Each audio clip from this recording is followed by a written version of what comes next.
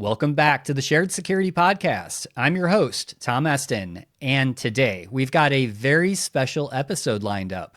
If you've been listening to security podcasts for a long time, this is going to feel a little bit like a reunion. Joining me today is not only an experienced fractional CISO for organizations across multiple industries, but also one of the original co-hosts from way back in the days of the Security Justice podcast. This is the one and only Chris Clymer, who I'm talking about. So for those of you who don't know Chris, both of us co-hosted the Security Justice podcast from 2008 to 2011, before security podcasting was even a thing and everybody had a podcast. It was raw, unfiltered, and honestly, some of the most fun I've had in my early podcasting career. So today's conversation is part nostalgia, part mentorship, and part real-world advice. Because our topic, it's a big one. So you want to be a CISO. So whether you're aiming for the CISO seat, curious about what the job really looks like, or wondering if you're on the right path, Chris is bringing a decade plus of experience as a fractional CISO, security leader, and manager of CISOs. So welcome to the show, Chris. I am ecstatic to be here with the Tom Eston. Very exciting for me to be back on a podcast. I know. I was trying to think, when was the last time we were on a podcast together? And I think it was when we did that final episode at Secure State with Mr. Matt Neely, and it was right by the bar, which ironically, so Security Justice was a podcast recorded in an Irish pub. And I thought it was fitting that we did the final episode at the Secure State bar next to a bar. I don't think they still have that bar. I think that bar is gone now that they got sold, but yeah, because they're not Secure State. They're a totally different company. We have some fond memories of running the Security Justice podcast. It was, like I mentioned in the intro, we were actually one of the very early security podcasts that were out there. And it really became just an outlet for us to talk about, if you remember, meeting after the Neo InfoSec forum. And then we would talk about the topics, we'd have some drinks, and we would get into maybe some trouble. But it was fun. Yeah, I don't think there was you would have done the editing, I guess. I feel like it was pretty unedited. I think I didn't do the editing. That was Dave. Then there probably wasn't much editing. He added a lot of things, if you remember, yeah, like outtakes and stuff that I don't do on this podcast. But yes, it was a good time. You install rootkits? Never that. Never that. Did you Are you ready for some security justice? Security justice! You install rootkits? Yo. Hi, this is Kevin Johnson. You're listening to Security Justice. The password for Samurai is Ask Ed Scotus. Moose, I like some moose. Hey, this is Bruce Potter. You're listening to Security Justice, and Chris Clymer is the reason you don't have a ShmooCon ticket. But I've never had anything quite like a moose. No, I miss it. Welcome back to the world of podcasting. And today we want to talk about the CISO and the CISO role. So maybe for our audience that doesn't know you from your illustrious career as a security podcaster, maybe you could talk about what you've been up to since then. The same as you, Tom, right? I've been in security for a couple of decades, different places. We focused on different things, right? You focused a lot on pen test and the assessment world, and I've focused a little on this CISO world. So back at the old firm, we did the fractional CISO stuff. We called it security program manager there, but same thing. Back at Secure State, where Tom and Matt and I all worked together. In between there, I went back in-house. I ran security for a big manufacturing company, about $2 billion company, and plan to stay there actually probably for a number more years until getting the opportunity to go 10 years ago to where I'm at. We used to be called MRK. We changed our name 3 years ago to version 6.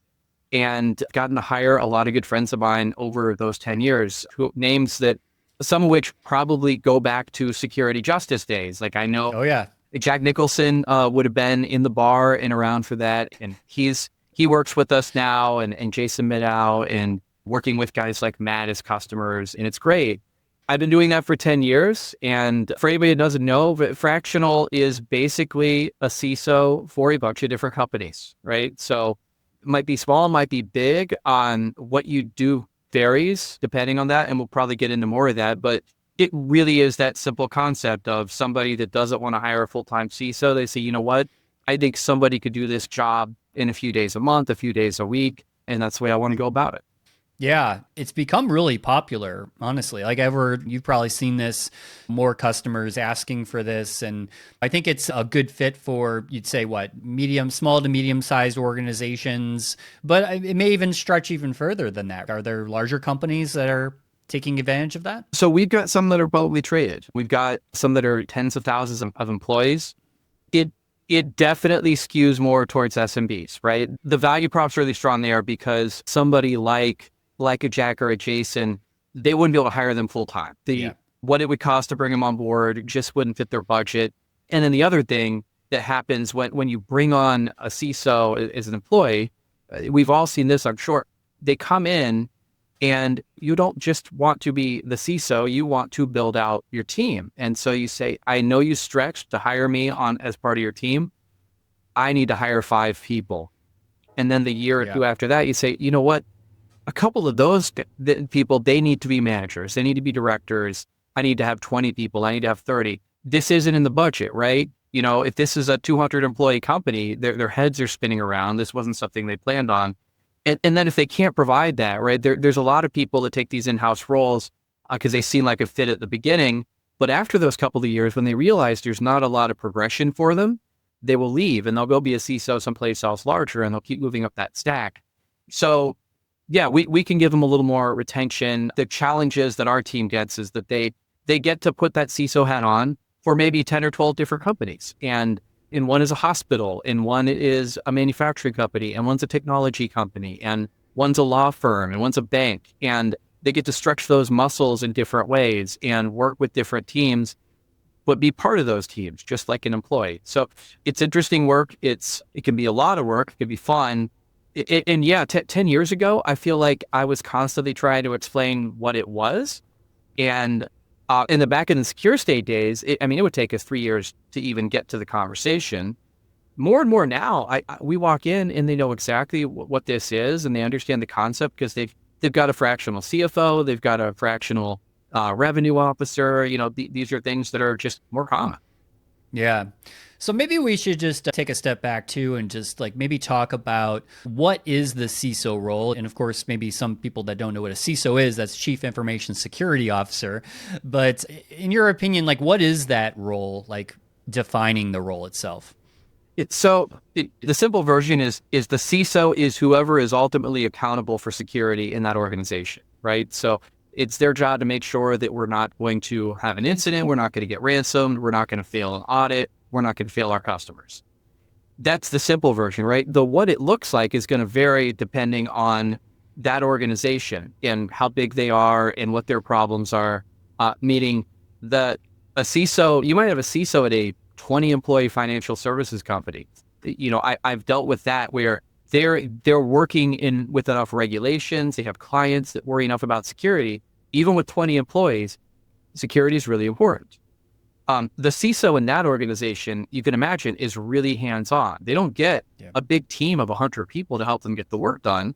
They are the team, and they need to work whatever IT there is. They're working with IT, probably outsourced IT. And so that could be one role. In a large organization, and so a big bank, the CISO is an executive, right? They're in a suit and tie every day, and they're in meetings and working with the chief risk officer and CFO and CIO and whoever else, and they've got 1 million people reporting to them, and it's a very, very different role, right? And it could be anywhere in between. So that accountability part I led with, I think that's the same with whatever organization it is. And the other thing I think that's really the same that I've seen, I'll say with successful CISOs in any organization, everybody who's good at this has figured out how to have 1 foot in the technical world and 1 foot in the boardroom, in the leadership and soft skills world. You can't be good at this job if you're only technical, and you Yeah. can't be really good at this job if you're only soft skills. And the people who are good, they've got a little of both. They came up as a developer or a sysadmin or whatever it was, and they've learned to develop those soft skills and get people to buy in their ideas and collaborate and work with their peers. Or they came up totally non-technical, and they developed that technical skill set along the way and realized that's something they needed. But the people that are just one or the other, they tend not they can't get as much done. The technical people, they solve technical problems on machines, on systems. They can't get people to buy in. The people that are all soft skills, they get snowed by the technical people. They get fed a bunch of BS. They don't know that's what they're getting, and they fail for that reason.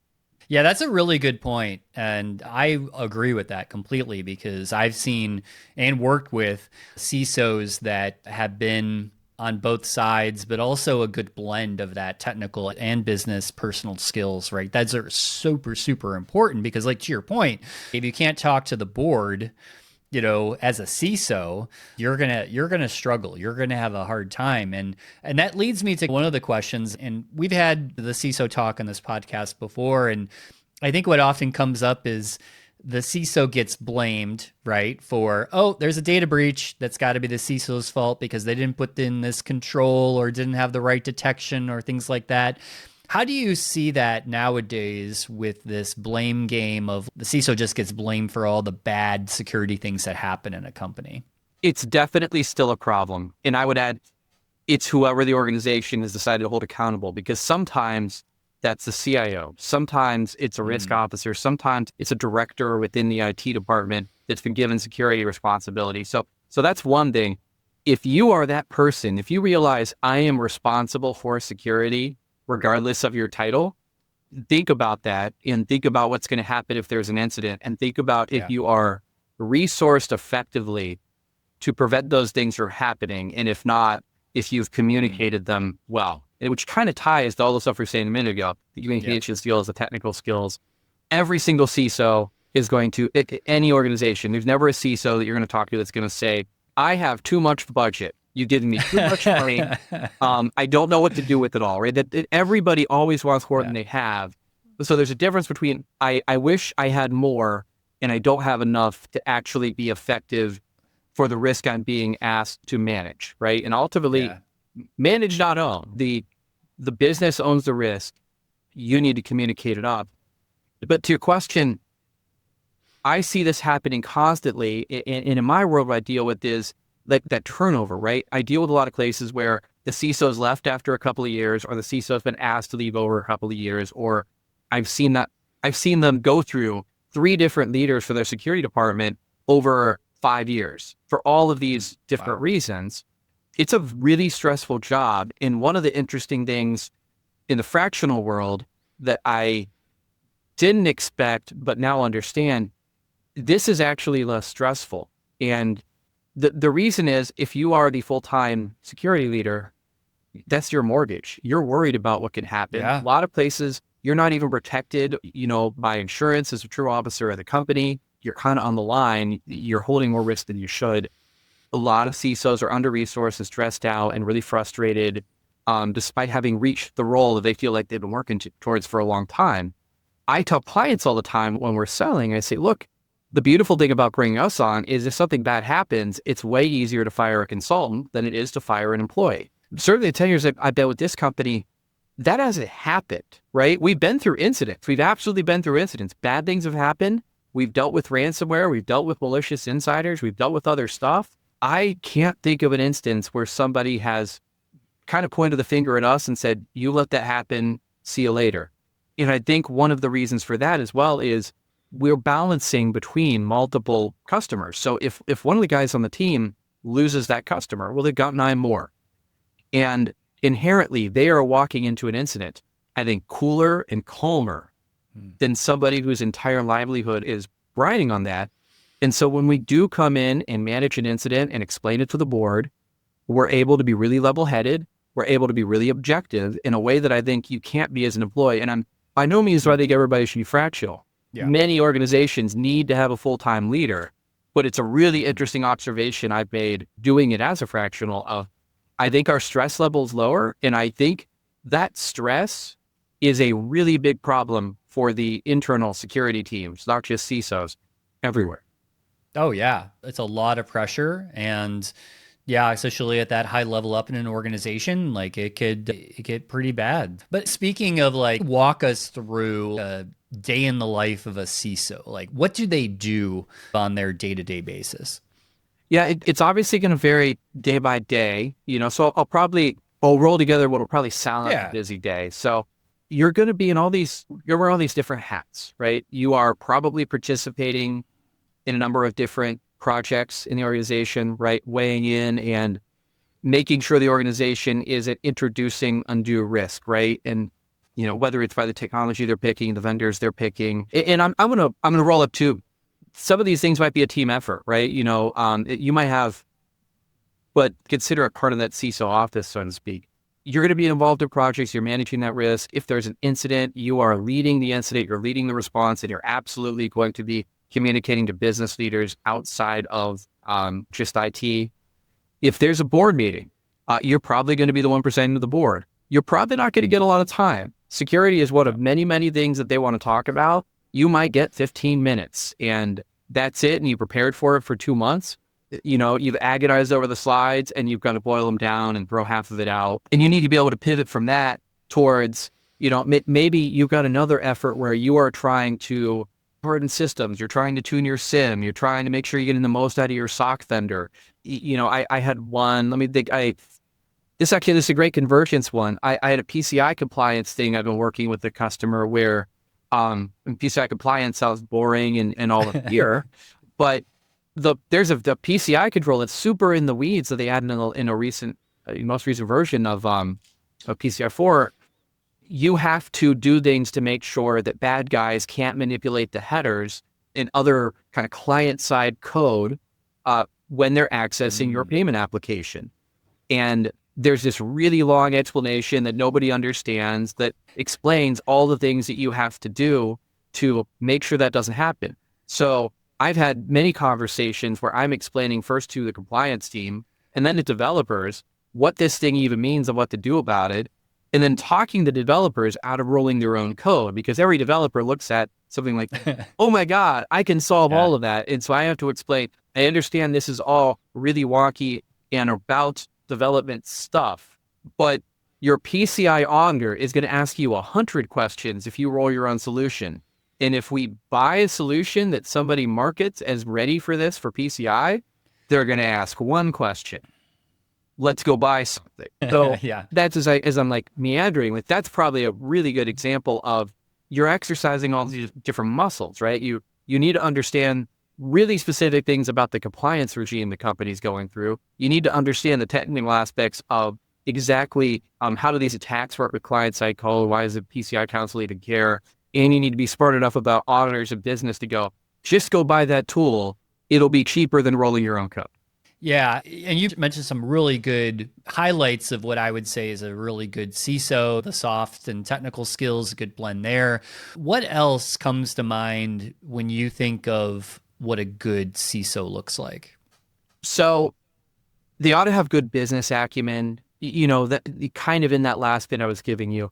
Being a good CISO is not just about, let me go turn all the dials on my technology and harden every system and just prevent the bad guys from getting in. Because you won't have infinite budget. And so what you have to get an understanding of in every organization, what drives that company? And I'm careful in my language there. The easy thing to say profit. Profit may not be the main goal of that organization. Maybe you're working with a charity. Maybe you're working with a governmental agency. That mission might be different. You need to understand truly what is the mission and what are the goals of that organization. And if it's commerce and it's profit, okay, who are the customers and how do we interact with them? And how do we make money from dealing with those customers?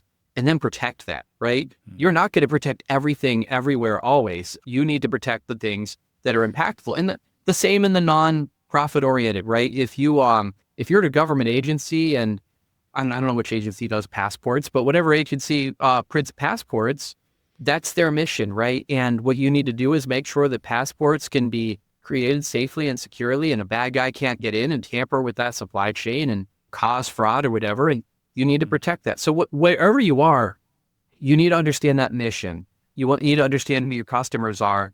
I would argue that our fractionals have a leg up as CISOs as well, because we do sales as part of our job. That means we understand that part really well, I think better than people who've only been in-house. And a lot of our customers, we're dealing with their customers. They're sending them security questionnaires. They're basically asking, if I do business with you, how do I know I can be safe and secure and bad things aren't going to happen? And a good CISO can get ahead of that and be business enabling. And, that's why you see things like trust portals on websites. Look, here's all the wonderful things that we do. We have endpoint security, and we have an incident response plan, and we've got our SOC 2 and our ISO. And then if that's not enough, you need to be able to have a dialogue with the CISO at another company and explain why you feel that you can handle their information safely. Those skills are huge. People management. So even if you don't have a team, you're at least going to have a virtual team. Any good sized organization, you're probably going to have a team to manage. And that's a whole other topic we could dive deep on, but it's a skill set, right? And yes, in managing virtual teams is an even tougher skill set. One of the things I say a lot about what makes a good CISO is you need to be able to get people who don't report to you to do things they maybe don't want to do. And if you don't have that skill set, you're going to struggle. A lot of people think, I get the authority, right? I can just order people. If I've got C in my title, you just listen. And I can promise you that's not the case, because there's a CFO and there's a COO and there's a CMO, and they're going to have different agendas. And you need to be able to motivate people outside of your chain of command to do things. Now, if you learn to do that well, you could do almost anything, right? And then you'll do the people management well, or large parts of it. There's some soft skills to that, but being able to motivate people that don't work for you is huge.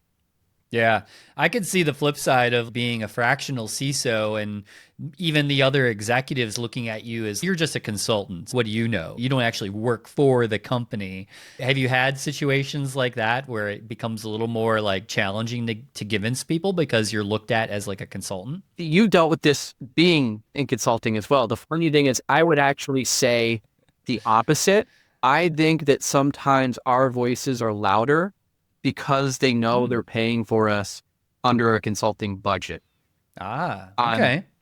The really eye-opening thing for me that was just amazing, when I went from secure state to in-house, 2 weeks after I started, I found out we were getting a risk assessment report from a Big Four firm. And I ran the team that did risk assessments at Secure State, and I'd done lots of them. I had lots of opinions about that. And I was excited about, see what they had. And I looked at it, and then I was disappointed. I'm like, this is not up to the level of what crap. we would have done a better job for a quarter of what this thing cost, and I'm giving all these notes and this and that. And then as we started to talk about results, this weird thing happened. Everybody would listen to that guy from the the Big Four firm, and not me. And I was giving the same opinions that a month prior I was giving as a consultant that everybody listened to. So you definitely have that consultant halo effect. They listen a little to what you say. What you do run into is it can be tougher to get into the room. So they hear your opinions, they have some weight, but you have to really work to be included if it's something sensitive. And that's something we push really, really hard in every way we can imagine to truly work as parts of people's teams. I had a customer I made house calls with on a weekly basis for a while, not the office, to his house. I'd show up every Tuesday morning, and he'd have coffee, and we'd sit on the couch and talk security. It was weird, but that's cool, actually. It was the right way to work. And what had happened, he'd been promoted into a security role. He was struggling with getting time to do security. He's sitting in the office, and he keeps getting bombarded with questions about his old role. And I finally asked his boss, I said, look, could he work from home 1 day a week? And when he does, I'm going to kick the day off, and we're going to talk security and what he's working on. And then he's going to spend the rest of the day doing those things because he needs some breathing room. And it really helped. So that's a weird thing. Most remote work's a lot bigger than it used to be. So more and more things are on Teams. But one thing we've done is just have a presence in people's offices and I've got a laptop bag full of key cards for all kinds of offices where I'm like an employee and I can come and go and physically participate in meetings rather than I don't want to just be the one voice on the screen for 10 people in the room. If they're in a room, I want to be in a room with them. Yeah, absolutely. So wrapping up here, what advice would you give anybody that's listening or watching this podcast that wants to be a CISO? Maybe they've been working towards that in their career. What's the best advice you'd give them? First thing is I would say, think really hard about, is this truly something that you want? Do you want to be that person accountable for the bad things that happen? Are you willing to take that on? If you just say, I would like to make more money and have a bigger title, and that's the only motivation, that probably isn't going to get you through the really tough days. You need to believe in the mission of the organization that you're part of. You need to believe in the role. You need to be ready to mentor people. All those things I talked about earlier are the things you're going to have to do to be successful. If you're a technical person, you'd better work on your soft skills. If you've never done sales, maybe take a class on sales and learn a little bit there, because it's trite, but everybody truly is selling in some way. If you're that person that's all soft skills, pick a technical area. I don't care what. The point is just pick an area and get a little bit sharper. Security is about being jack of all trades, master of none, know a little bit about all these different things. So just pick something and learn it.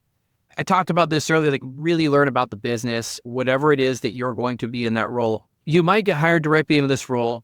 A lot of places you're going to get promoted up into it, particularly if you're not in the role right now. That's probably the more likely path. So when somebody leaves, when that opportunity presents itself, you better come into that room understanding already how that company works, what their goals are, what their mission is, and you better have ideas about how to secure them in a way that is reasonable for that company. You're not going to spend $100 million if the company is a $10 million business, right? Yeah. You better have reasonable goals in mind and also be willing to fight for the things that need to be fought for.